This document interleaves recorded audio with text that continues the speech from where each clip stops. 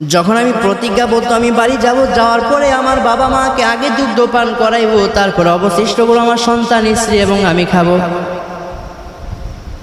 আমি যখন যাইয়া দেখলাম আমার বাবা মা ঘুমাইয়া পড়ছেন, এর আগে আমার সন্তানগুলো চোখের পানি ছাইরা আমার কাছে দুগ্ধগুলো চাচ্ছেন, ও আব্বা যান আমাকে কিছু খাবার দেন। আমি যখন এই দৃশ্য দেখি আমি নিজেকে কন্ট্রোল করতে পারি না, আমি ধৈর্য ধারণ করে আমি তাদেরকে ঘুম পাড়াইয়া দিলাম। ঘুম পাড়াইয়া আমি আমার মায়ের মাথার সামনে এসে দাঁড়ায় গেলাম। কিন্তু আমি চিন্তা করতেছি, আমি যদি এই সময় আমার বাবা মাকে ডাকি তাহলে ঘুম অসুবিধা হবে। এই জন্য আমি ঘুম থেকে জাগ্রত না কইরা সারা রাত আমার মায়ের পাশে দাঁড়ায় রইলাম। আর আজকালকের পোলাপাইন, আমাদের সমাজের ছেলেপেলেরা, এদেরকে যখন একটা কাজ দেওয়া হয় তখন তারা কাজ করে না। যখন তাদেরকে বলা হয়, ও বাবা তুই একটু এই কাজটা কর, আমার সাথে একটু সহযোগিতা কর, বড় ভাই যখন ডাকে ছোট ভাইকে, এই কাজটা করে দাও, সে বলে আমার এত সময় নাই, আমার অন্যান্য কাজ, এগুলো কাজ করার সময় আমার হাতে নাই। মায়ের জন্য, বাবা মায়ের জন্য কিছু করবে এটা তো দূরের কথা। এই সমাজের ছেলেপেলেরা, এদের তো এমন অবস্থা, এরা পারে না বাবা মাকে বাড়ি থেকে বের করে দেয়। হ্যাঁ, এটা সত্য। অথচ ইতিহাসের অন্যান্য ঘটনা থেকে আমরা শিক্ষা নিই না। আমাদের সন্তানকে আমরা কিভাবে ভালো করব। আমাদের অনেক সন্তানের পিতামাতারা এসে বলে, ও হুজুর আমার সন্তান আমার কথা শোনে না, এদিকে যা করতে না করি সেটাই করে, যেটা করতে বলি সেটা মোটেও শোনে না, আমার কথাই শোনে না। অনেকে এসে অভিযোগ করেন, আপনি কি একবারও ভেবে দেখেছেন আপনার সন্তান কেন আপনার কথা শোনেন নাই? আপনি তাকে কি শিক্ষা শিখিয়েছেন? আপনার শিখাই তো সে শিখেছে।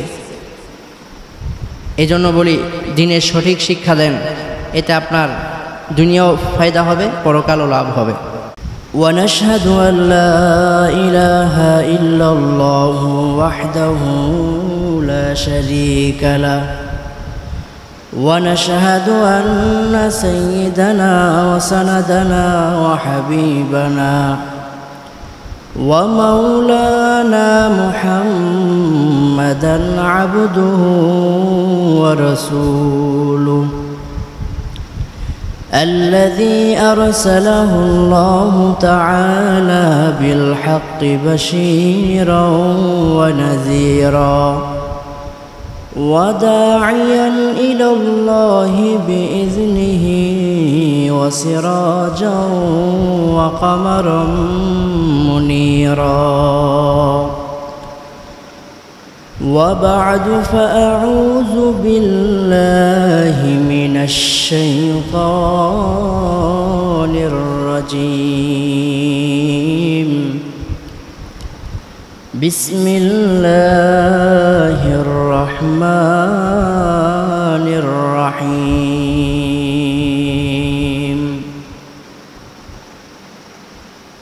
وما أرسلناك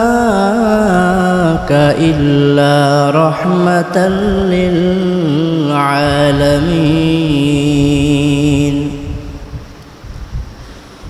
وقال النبي صلى الله عليه وآله وسلم لا يؤمن أحدكم حتى أكون أحب إليه من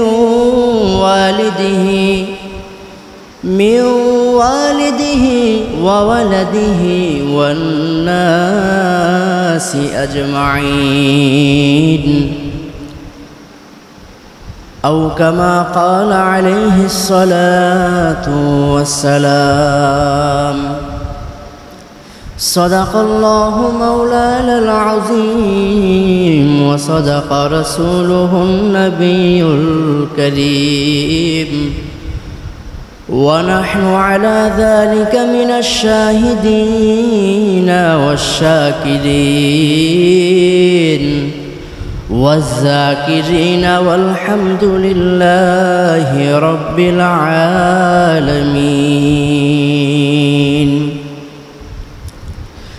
اللهم صل على محمد النبي الأمي وعلى آله وسلم تسليما. رب اشرح لي صدري ويسر لي أمري واحلل عقدة من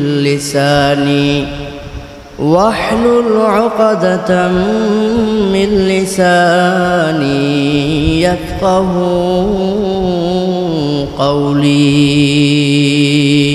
مومن جو فدا نقش کفے پائے نبی ہو مومن جو فدا نقش کفے پائے نبی ہو زیر قدم آج بعالم کا خزینہ ہو زیر قدم آج بعالم کا خزینہ غر سنت نبوی کی کرے پیروی امت غر سنت نبوی کی کرے پیروی امت طوفان سے نکل جائے گا پھر اس کا سفینہ طوفان سے نکل جائے گا پھر اس کا سفینہ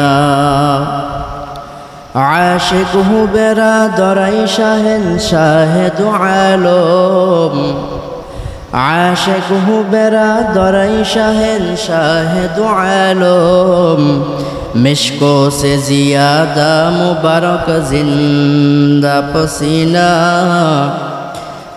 مشکوں سے زیادہ مبارک جس کا پسینہ مشکوں سے زیادہ مبارک جس کا پسینہ আল্লাহ রব্বুল আলামিনের দরবারে অসংখ্য শুকর ও সুজুদ যে মহান রব্বুল আলামিন আমাদেরকে অত্যন্ত ভালোবেসে মহব্বত করে জাতির এই ক্রান্তি লগ্নে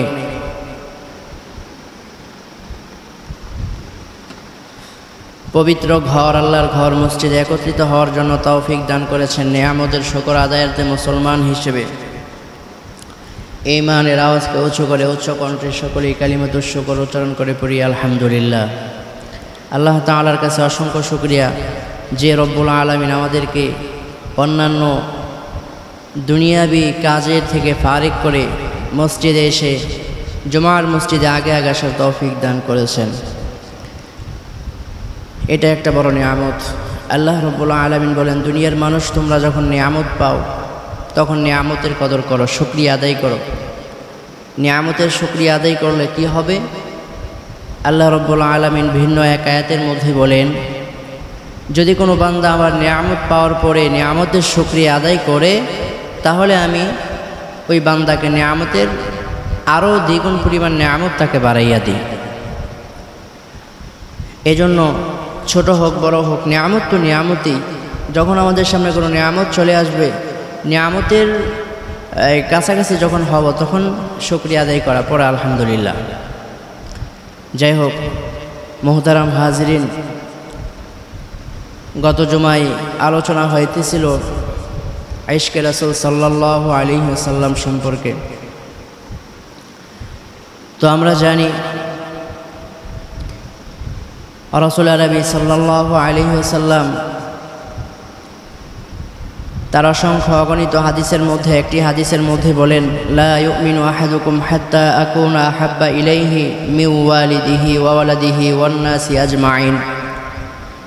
পৃথিবীর মানুষ ততক্ষণ পর্যন্ত পরিপূর্ণ মুমিন, কামেল মুমিন, ঈমানদার হতে পারবে না যতক্ষণ না সে তার পরিবার পরিজন, আহাল পরিবার, সন্তান, স্ত্রী, বাবা মা, মোট কথা সকলের চাইতে বেশি প্রিয় মুহাম্মদুর রাসূলুল্লাহ সাল্লাল্লাহু আলাইহি ওয়াসাল্লামকে বেশি না ভালোবাসবেন, ততক্ষণ পর্যন্ত পরিপূর্ণ মুমিন হতে পারবে না যতক্ষণ না তার জীবনের চাইতে বেশি মোহাব্বত নবীকে না করবেন। এই জন্য রাসূলের এক মজমায়, একটি মজলিসে নবীজির এক সাহাবী বললেন, নবী বলতেছেন, হে সাহাবী, তুমি আমাকে কতটুকু ভালোবাসো, কী পরিমাণ ভালোবাসো? তিনি বলতেছেন, ইয়া রাসূলুল্লাহ, আমি আপনাকে আমার বাবা মা, ভাই বোন, এদের পরে আমি আপনাকে ভালোবাসি। নবীজি বললেন, হে সাহাবী, তুমি পরিপূর্ণ ঈমানদার হতে পারো নাই। জিজ্ঞেস করলেন, কেন? নবী বললেন, তোমার পরিবার পরিজন আহাল পরিবার এবং নিজের থেকেও বেশি মহাব্বত আমাকে করতে হবে। ওই সাহাবী হযরত ওমর রাদিয়াল্লাহু তাআলা আনহু তিনি বললেন, ইয়া রাসূলুল্লাহ, আমি আপনাকে ভালোবাসি, মহাব্বত করি। কতটুকু জানেন? আমি আমার পরিবার, আমার বাবা মা, আমার ভাই বোন, আত্মীয় স্বজন, এদের সবার চাইতে বেশি মহাব্বত আমি আপনাকে করি। নবী বললেন, তুমি এখনো পরিপূর্ণ মুমিন হতে পারো নাই। কেন? এখনো তুমি তোমার নিজের থেকে বেশি মহাব্বত, নিজের জানের থেকে বেশি মহাব্বত আমাকে করতে পারো নাই, এই জন্য এখনো পরিপূর্ণ মুমিন হতে পারো নাই। ওই হযরত ওমর সাথে সাথে পয়গম্বরের সামনে বলে ফেললেন, ইয়া রাসূলুল্লাহ, আমি এই মুহূর্তে এই সময় থেকে নিয়ে আমি আমার বাবা মা, ভাই বোন, আত্মীয় স্বজনের থেকে বেশি এবং আমার নিজের জান প্রাণের চাইতেও বেশি মহাব্বত আপনাকে বেশি করি। তার মানে বোঝা গেল, আপনি আমি যদি আমার নিজের জানের চাইতেও বেশি মহাব্বত করি, ভালোবাসি, তাহলে ভালোবাসা কি পরিপূর্ণ হবে? হবে না। ভালোবাসতে হবে নিজের জানের চাইতে। নবীর জন্য যদি কখনো শহীদ হতে হয়, নবীর জন্য যদি কখনো নিজের রক্ত বিলিয়ে দিতে হয়, নবীর জন্য যদি কখনো নিজেকে মাঠে নামতে হয়, নবীর সুন্নাহর জন্য যদি মাঠে নামতে হয়, আল্লাহর কোরআনের জন্য মাঠে যদি নামতে হয়, দ্বীন ইসলামকে বিজয় করবার লক্ষ্যে যদি আমাদের মাঠে নামতে হয়, বেঈমানের সামনে যদি পরাজিত হতে হয়, বেঈমানের সামনে আমরা বুক টান করে ইসলামকে বিজয় করার জন্য, কোরআনকে বিজয় করার জন্য, আল্লাহর রসুলকে বিজয় করার জন্য, সুন্নাহকে বিজয় করার জন্য, কোরআনের আয়াতগুলোকে, কোরআনকে বিজয় করার জন্য আমরা নিজের, কে আমার বাবা, কে আমার ভাই, কে আমার বোন, কে আমার আত্মীয় স্বজন, কে আমার বন্ধু বান্ধব, কে আমার কি হয় সেটা দেখার কোনো বিষয় নয়। বরং রাসূলের যখন ডাক আসবে, কোরআনের যখন ডাক আসবে, যখন নাকি বিভিন্ন জায়গা থেকে দেখা যাবে ওলামায়ে কেরামকে অবমাননা করা হচ্ছে, আল্লাহর কোরআনকে জমিনের মধ্যে অবমাননা করা হচ্ছে, রাসূলের উপর আঘাত করা হচ্ছে, রাসূলকে বিভিন্ন জায়গায় বিভিন্ন সময় কটূক্তি করা হচ্ছে, তখন মনে রাখতে হবে আমরা দলমত যে যাই করি না কেন, আমাদের ধর্ম একটা ইসলাম।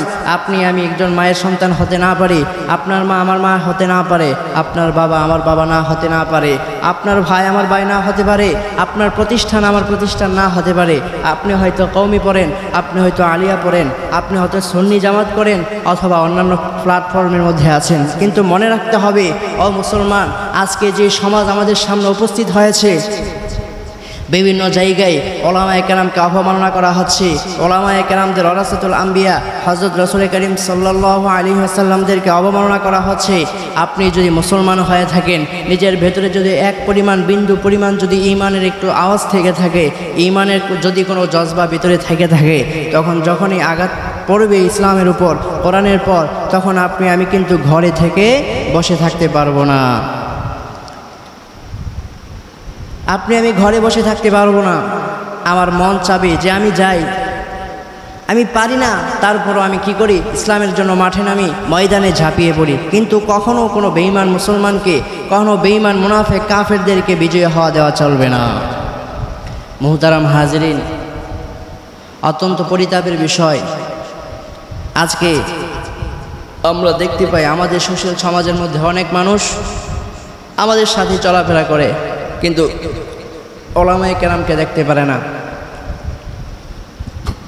হুজুর দেখলেই তাদের চুলকানি হয়, ওলামায়ে কেরামকে দেখবে তো দূরের কথা, এদের নামটাও শুনতে পারে না। আপনি কি মনে করেছেন ওলামায়ে কেরামকে আপনি দেখতে পারবেন না, রাসূলকে দেখতে পারবেন না, কোরআনকে মানতে পারবেন না? আপনি কোন জমিনে বসবাস করেন?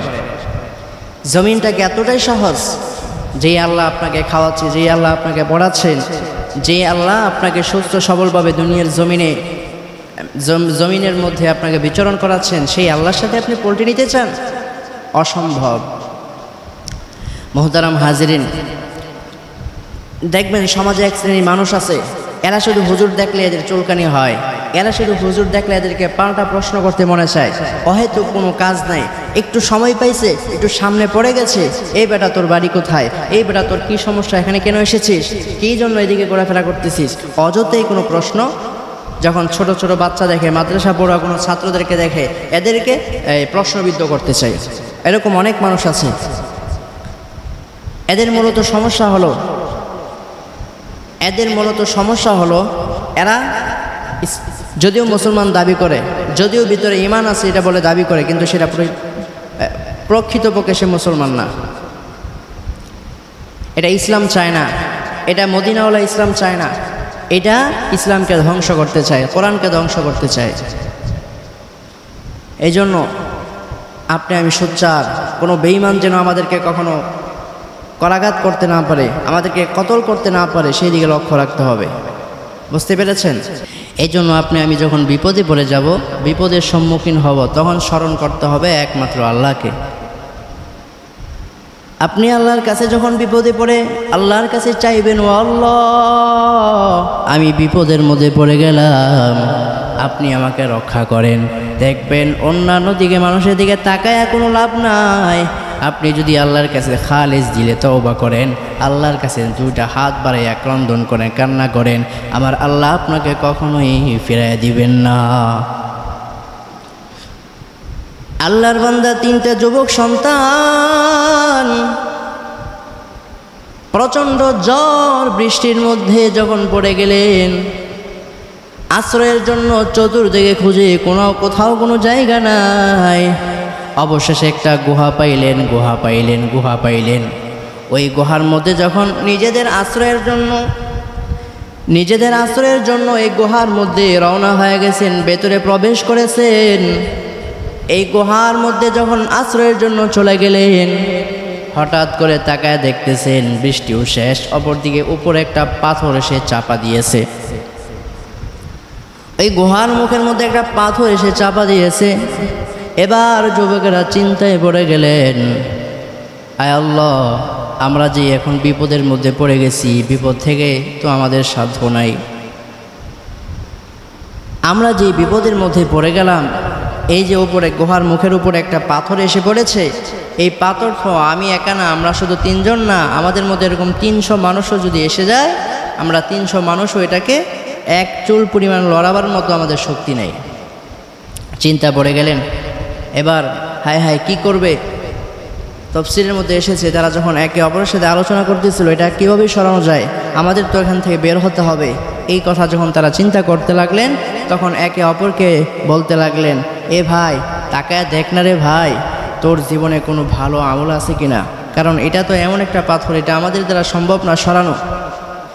যদি কোনো ভালো আমল থাকে চল আল্লাহর কাছে সেই আমলের উসিলায় আমরা আজ এই পাথর থেকে মুক্ত হতে চাই। আমরা আল্লাহর কাছে চাই, আল্লাহ সেই উসিলায় আমাদেরকে আপনি মাফ করে এই পাথর থেকে আমাদেরকে বের হওয়ার রাস্তা করে দেন। একে অপরকে বলতেছে। যখন দেখলেন হ্যাঁ প্রত্যেকের জীবনে একটা করে ভালো আমল আছে, তখন তারা সেই একটা আমলের উসিলায় আল্লাহর কাছে পানা চাইলেন, আল্লাহর কাছে এই পাথর থেকে, এই বিপদের মুখ থেকে তারা বাঁচতে চাইলেন। একে অপরকে ডাক দিয়ে বলতেছেন, এরে ভাই, আল্লাহর কাছে দুইটা হাত বাড়াইয়া বলতেছেন, মালিক, আরে মালিক, আমি এমন একজন যুবক আল্লাহর কাছে আরজি পেশ করে বলতেছেন, রে মালিক, আমাকে আপনি এত পরিমাণ এত বেশি অর্থ সম্পদ দান করেছিলেন, যে অর্থ সম্পদের কারণে আমি আল্লাহ আপনার কাছে বড় শুকরিয়া জ্ঞাপন করি। আমাকে আপনি কখনো অভাবের মধ্যে রাখেন নাই, আপনি আমাকে পরিপূর্ণ দান করেছেন, সন্তান দিয়েছেন, সম্পত্তি দিয়েছেন, আমার যখন যা প্রয়োজন সবই আপনি দান করেছিলেন, আমি আপনার কাছে শুকরিয়া জ্ঞাপন করি। তবে আল্লাহ, একদিনের ঘটনা, আমার বাড়িতে আমার কাজ আমি কখনো নিজের হাতে করি না, আমি শ্রমিক দিয়ে আমি কাজ করাই। একদিনের ঘটনা, আমি যখন শ্রমিকদেরকে দিয়ে কাজ করাইতেছি, দুইটা শ্রমিক একসাথে এসেছে। একজনকে জিজ্ঞেস করলাম, রে ভাই, তুমি কেন আজ এত দেরি করেছো? সকালের কাজ তুমি কেন বিকালবেলা এসেছো? এক যুবক বলতেছেন, রে ভাই, আমার শরীরটা ভালো না, আমি এমনিতেই আসি না, একটু লেট করে এসেছি। আরেকজনকে আমি জিজ্ঞেস করলাম, রে ভাই, তুমি কেন দেরি করে এসেছো? বলতেছে, ও মালিক, মালিক আমি আমার মাকে ভালোবাসি, আমার মাটা এত অসুস্থ, আমার মায়ের জন্য আমি আজ কাজে আসতে পারিনি, লেট করে বিকেলবেলা এসেছি। এবার যখন মালিকের অন্তরটা একটু ছুঁয়ে দিল, নাড়া দিয়ে দিল, এবার বলতেছে যাও তোমরা কাজে লাগা যাও। সন্ধ্যা যখন হয়ে গেল সবাইকে ডেকে ডেকে পারিশ্রমিকগুলো দেয়। এবার ওই দুই যুবক দেখতেছে যে মায়ের খেদমত করেছে তাকে পুরো দিনের হাজিরা বোনাস দিয়েছে, হাজিরা দিয়ে দিয়েছে। আবার ওই যে নাকি এমনিতে একটু সময় নষ্ট করে তারপরে বিকেলে এসেছিল ওই বান্দাকে তার অর্ধেক টাকা দিয়েছে যতটুকু সে সময় কাজ করেছে। এবার ভেতরে একটু অন্যরকম লেগে গেছে, আরে মালিক আপনি কেন বেইনসাফি করেছেন? ও তো বিকেলবেলা আসছে, আমিও তো বিকেলে আসলাম, সুতরাং ওকে যদি পুরা দিনের টাকা দেন তাহলে আমাকেও পুরা দিনের টাকা দিতে হবে। ওকে যদি আমি পুরা দিনের পারিশ্রমিক দেন আমাকেও পুরা দিনের পারিশ্রমিক দিতে হবে, কারণ সে যখন আসছে আমিও কিন্তু একই টাইমে আসলাম। আপনি আমি কি বলি, যেহেতু দুইজন একই অপরাধের শিকার, সুতরাং সে যা পাবে তারও তাই পাওয়ার কথা। কিন্তু মালিক বলতেছেন সে তাকে আমি কেন দিলাম এর জবাব তোমাকে দেওয়া যাবে না। আমি কেন তাকে পুরা দিনের টাকা দিলাম তোমাকে কেন দিই নাই। এবার ওই বান্দা ভেতরে একটু কষ্ট নিয়ে ওই দিনের টাকাগুলো রেখে চলে গেলেন, না না আমি তোমার টাকা নিতে পারবো না, আমি যেই টাকা দিয়েছো সেইগুলো তোমার কাছে রেখে দাও। প্রথম যুবক বলতেছেন ও দয়ার আল্লাহ, আমি ওই বান্দার টাকাটা আমি এমনিতেই রাখি নাই, আমানত হিসেবে রেখে দিয়েছি, আমানত হিসেবে রাখছিলাম। আমানতের হিসেবে রাখা তার জন্য কিছু বকরি ক্রয় করেছিলাম। এই বকরিগুলো পরবর্তীতে এমন একটা সময় এসেছে, একটা বকরি ক্রয় করেছিলাম একদিনের বেতন একদিনের টাকায়, সেখান থেকে হাজার হাজার বকরির পাল হয়ে গেছে। দীর্ঘদিন পরে ওই যুবকটা এখন অসুস্থতার মধ্যে পড়েছে, বিপদের সম্মুখীন হয়েছে। আমার কাছে ওই শ্রমিক এসেছে, ও মালিক আমি আপনার কাছে কোনো একদিন কিছু কাজ করেছিলাম, অর্ধ দিনের পরে শ্রমিক আমি পাইতাম, রাগে আমি আপনার থেকে টাকাগুলো নিয়ে নাই, আপনি যদি একটু সহায় হন আমাকে সেই দিনের টাকাগুলো দেন তাহলে আমি ভালোভাবে চলতে পারবো, আমার অসুস্থতার ওষুধগুলো আমি কিনে খেতে পারবো। প্রথম যুবক বলতেছে না মালিক আমি যদি সেই দিন চাইতাম সেই উট সেই দুম্বা সেই বকরিগুলো আমি সব যে পালগুলো হয়েছে ওই টাকায় আমি চাইলে সেগুলো মেরে দিতে পারতাম, ওই একটা বকরি অথবা ওই পারিশ্রমিক 100-150 টাকা তাকে দিয়ে দিতে পারতাম, কোনো অসুবিধা হইতো না। কিন্তু আমি আপনাকে ভয় করেছি, আপনাকে ভয় করিয়া আপনার কাছে রোনাজারি করিয়া আমি ওই বান্দাকে তাকায় বললাম, এরে ভাই তাকায় দেখো ওই যে পাল দেখা যায় এই পালগুলো হলো তোমার ওই টাকায় কিনা সব পাল, তুমি নিয়ে যাও। ওই মাঠে যে পালগুলো দেখতেছো ছাগলের পাল এগুলো সব তোমার, তুমি নিয়ে যাও। এবার ওই শ্রমিক বলতেছে মালিক এত পাল তো আমার ছিল না, এত টাকা আমি কোথায় পাবো, এগুলো আমি কেন নিব? বলতেছে আমি তোমাকে যা বলেছি তা নিয়ে যাও, এটা হলো তোমার সেই দিনের টাকায় আমি অল্প অল্প অল্প অল্প জমাইয়া তারপর এখান থেকে আমি কিছু ক্রয় করে এরপরে ছাগল কিনেছিলাম, বকরি কিনেছিলাম, এগুলো একের পর এক দীর্ঘদিন পর্যন্ত পালন করেছি, এরপরে এগুলো পাল হয়েছে, তুমি সব কিছু নিয়ে যাও। প্রথম যুবক বলতেছেন মালিক আপনি যদি আমার সেই দিনের কাজের ওসিলায় আপনি যদি সেই কাজটা পছন্দ করে থাকেন, আপনি সেই কাজের পছন্দ যদি করে থাকেন তাহলে আপনি আমাকে এই বিপদের হাত থেকে বাঁচাইয়া দেন। কিতাবের মধ্যে আসছে এই প্রথম যুবকের দোয়ার পরে আল্লাহর কাছে পানা চাওয়ার পরে আল্লাহর কাছে বলার পরে ওই প্রথম যুবকের দোয়ার পরে পাথরের 3 অংশের 1 অংশ সরে গিয়েছে। এবার 2 নম্বর যুবক বলতেছেন ও দয়ার আল্লাহ আপনি আমাকে এত বেশি অসুস্থ করেছেন, এত গরিব বানাইছেন, আমি যে নিজের খাবারটা খাই আবার সন্তানদেরকে পরদিন পর্যন্ত খাবার টাকা আমি রোজগার করব, এইটুকু সামর্থ্য আমার ছিল না রে আল্লাহ। আমি মানুষের বাড়ি যাইয়া কাজ করতাম, কিন্তু আমার বাড়িতে আমার সন্তান সহ আমার মাটা অসুস্থ ছিল, বাবা অসুস্থ ছিল, বৃদ্ধ বাবা মা অসুস্থ ছিল, ওই বাবা মার জন্য আমি প্রতিদিন যা পারতাম করে গ্লাস করে আমি দুধ পানি নিয়ে আসতাম। আমাকে যখন কাজের পরে পারিশ্রমিক দেওয়া হইতো, 1 গ্লাস দুধ দেওয়া হইতো, আমি প্রতিদিনের মতো সেই দুধগুলো আমি নিজে না খাইয়া আমি আমার বাড়িতে নিয়ে আসতাম। ওই দুধগুলো যখন নিয়ে আমি আমার বাবা মাকে পান করাইতাম, আগে আমার বাবা মাকে পান করাইতাম, তারপর আমার সন্তানদেরকে পান করাইতাম। একদিনের ঘটনা, আমি যখন বাড়িতে আসলাম গভীর রাত, আমি আমার বাড়িতে আইসা দেখি আমার সন্তানগুলো ঘুমায় গেছে, আমার বাবা মাগুলো ঘুমায় গেছে। আমার সন্তান ঘুমায় নাই, আমার বাবা মাগুলো বৃদ্ধ বাবা মা ঘুমায় গেছে।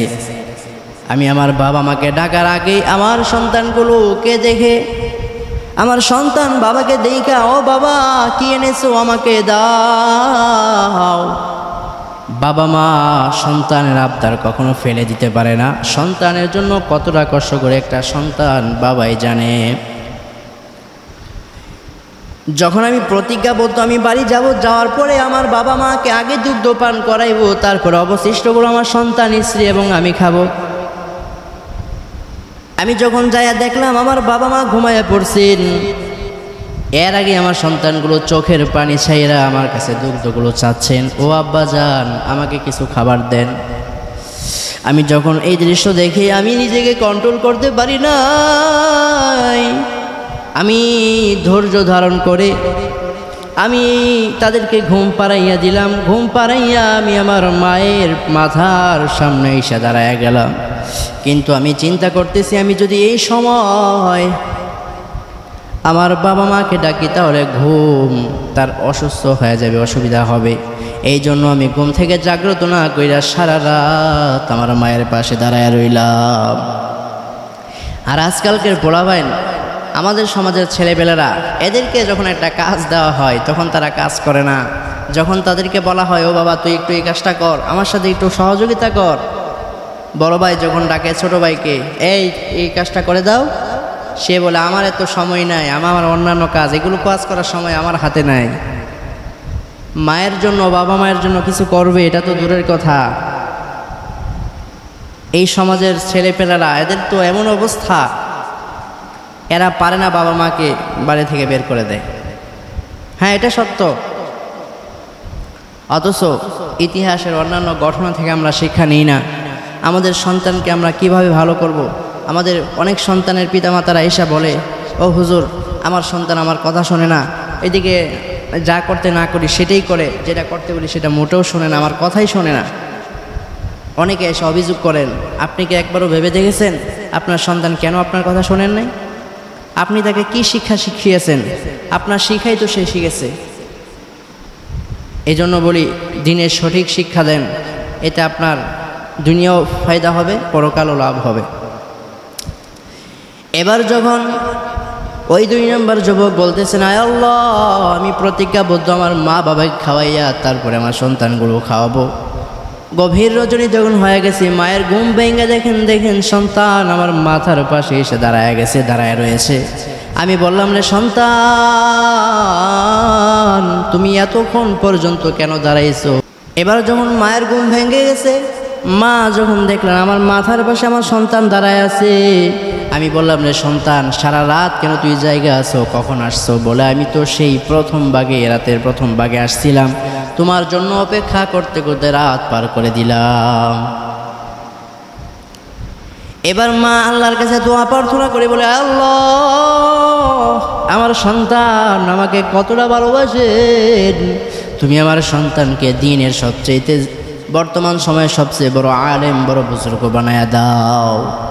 এবার যখন এই কথা বললেন, আল্লাহর কাছে বললেন, আল্লাহ আপনি যদি আমার সেই দিনের কাজটাকে পছন্দ করে থাকেন তাহলে আজকের এই বিপদ থেকে আমাদেরকে বাঁচাইয়া দেন। কিতাবের মধ্যে আসছে, তাফসীরের মধ্যে আসছে, এই দোয়া যখন করেছেন আল্লাহ রাব্বুল আলামিন এই যুবকদেরকে, গুহাবাসী যুবকদেরকে 2 ভাগ পাথর সরাইয়া দিলেন। এবার 3 নম্বর যুবক বলতেছেন, আরে আল্লাহ আমি একদিন আমার চাচার বাড়িতে বেড়াইতে গেলাম, চাচার বাড়িতে যাওয়ার পর তাকায় দেখলাম আমার বাড়িতে আমার চাচাও নাই, আমার চাচিওটাও নাই। আমার চাচার বাড়িতে আমার চাচাও নাই, আমার চাচিও নাই। শুধুমাত্র একমাত্র আমার চাচাতো বোন বিবাহের উপযুক্ত যৌবনে এক কন্যা আমার বাড়িতে বসে আছেন। আমার চাচার বাড়িতে আমার শুধু একটা মাত্র চাচাতো বোন বসে আছে। চাচাতো বোন ছাড়া আমার চাচার বাড়িতে আর কেউ নাই। এবার যখন আমার যৌবনের খায় হেসে পড়ে গেলাম,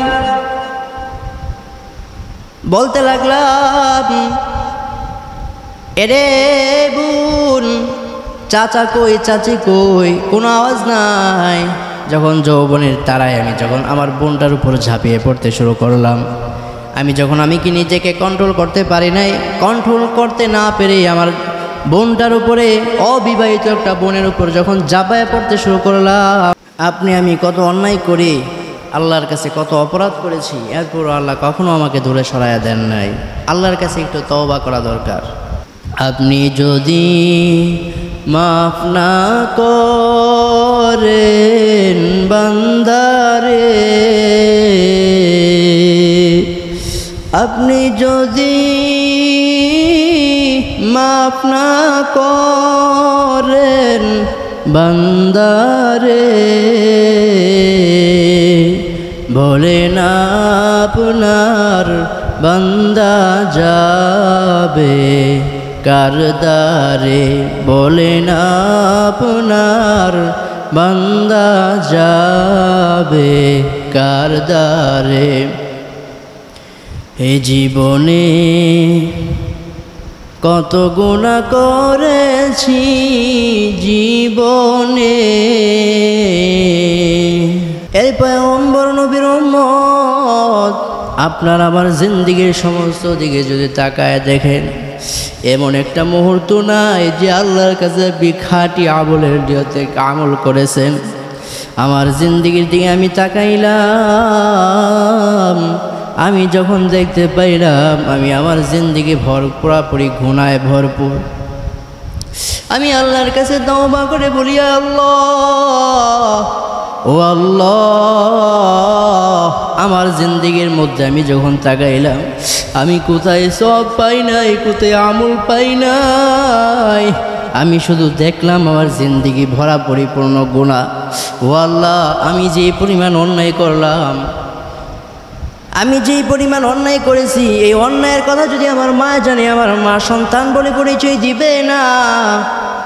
আমি যে পরিমাণ অন্যায় করেছি, এই অন্যায়ের কথা যদি আমার বাবাই শুনতেন, জানতেন, তাহলে আমার বাবা পরিচয় দিতেন না সন্তান বলে। আমি যেই পরিমাণ অন্যায় করেছি, এই অন্যায়ের কথা যদি আমার ভাই বোনেরা শুনতেন, আমাকে ভাই বলে পরিচয় দিতেন না। আমার বন্ধু বান্ধব যদি শুনতেন, জানতেন, তাহলে আমার বন্ধু বান্ধব আমাকে পরিচয় দিতেন না। আমি এত বেশি পরিমাণ অন্যায় করছি, এত পরিমাণ অপরাধ করলাম। ও আল্লাহ, আপনি আমার সমস্ত গুনাহ জানার পরও, সব অপরাধের কথা জানার পরও আপনি এখনও আমাকে ফেলে দেন নাই, আপনি আমাকে এখনও দূরে তাড়ায় দেন নাই, আপনি এখনও আমাকে মায়ার চাদর দিয়ে আবৃত করে রেখেছেন। আমার সমস্ত গুনাহগুলো আপনি ঢেকে রেখেছেন। ও আল্লাহ, আমি আপনার কাছে মাফ চাই, আপনি আমাকে মাফ করে দেন।